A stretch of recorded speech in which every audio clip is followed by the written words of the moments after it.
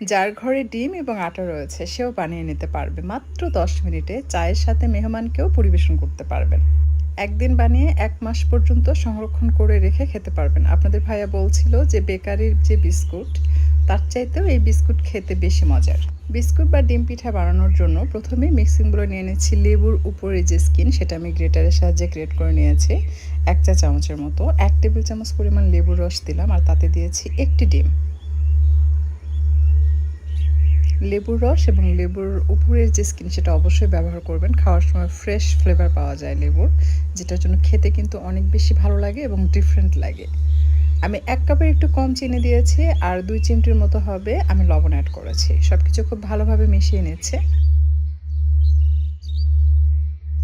চিনি গলে যাওয়া পর্যন্ত অনবরত নেড়েচেড়ে এটাকে ফেটে নিতে হবে। যখন চিনি পুরোপুরি ডিমের সাথে গলে যাবে, ঠিক সেই পর্যায়ে অ্যাড করতে হবে তেল। আমি রান্নার তেল এখানে দিয়ে দিলাম প্রথমে 1/4 কাপ, এরপর দিলাম কোয়ার্টারেরও হাফ, অর্থাৎ হাফ কাপের কম 1/3 কাপ পরিমাণ সয়াবিন তেল অ্যাড করেছি। কেউ চাইলে এখানে বাটার অ্যাড করতে পারবেন।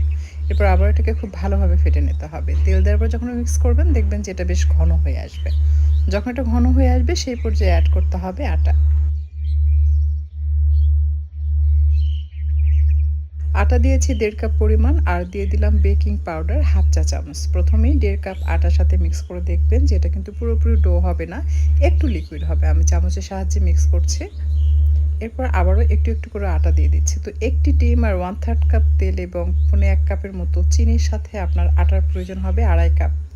আপনি চাইলে আটা দিয়েও এই বিস্কুট বা পিঠা বানিয়ে নিতে পারবেন, আবার ময়দা দিয়েও বানিয়ে নিতে পারবেন। খুব ভালোভাবে এটাকে মিশিয়ে নিচ্ছি। ডোটা কিন্তু শক্ত হবে না, একটু সফট হবে।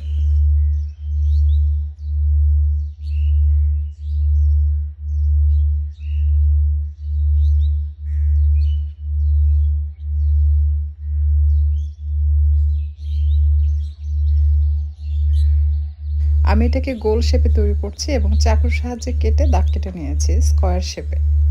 আপনারা আপনাদের পছন্দের যেকোনো ডিজাইনে এটা তৈরি করে নিতে পারবেন। এটা কিন্তু একটা ফ্ল্যাট হবে, অর্থাৎ একটু পাতলা করে তৈরি করবেন। তাহলে বিস্কুটের ভিতরে খুব সুন্দরভাবে সেদ্ধ হবে এবং ক্রিসপি হবে। এই বিস্কুটটা হবে এরকম যে আপনি যখন মুখে দিবেন তখন মিলে যাবে।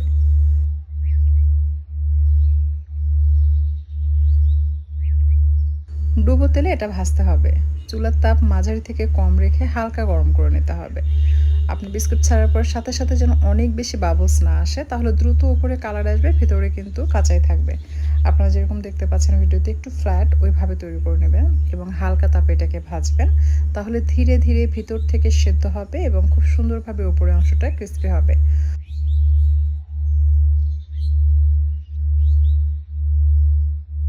আচ্ছা, গোল্ডেন কালার হয়ে আসলে তেল ঝরিয়ে উঠিয়ে নিতে হবে। কেউ চাইলে এটা টিস্যুর উপরে রাখতে পারেন, এতে করে এক্সট্রা যে তেল সেটা টিস্যু টেনে নেবে।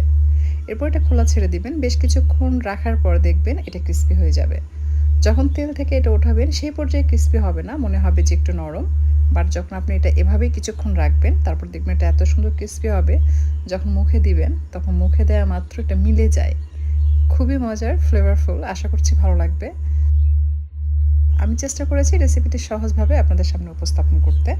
যদি রেসিপি ভালো লাগে লাইক, কমেন্ট এবং শেয়ার করবেন। আর এরকমই সহজ আর মজার মজার ইউনিক সব রেসিপি পেতে আমার চ্যানেলটি সাবস্ক্রাইব করে নিয়মিত চ্যানেলের সাথে থাকবেন আশা করছি। এখন যেটা করব আমি এটা এয়ারটাইট জারে রেখে দিব, তাকে এটা ক্রিস্পি থাকে এবং দীর্ঘদিন সংরক্ষণ করে রেখে খাওয়া যায়।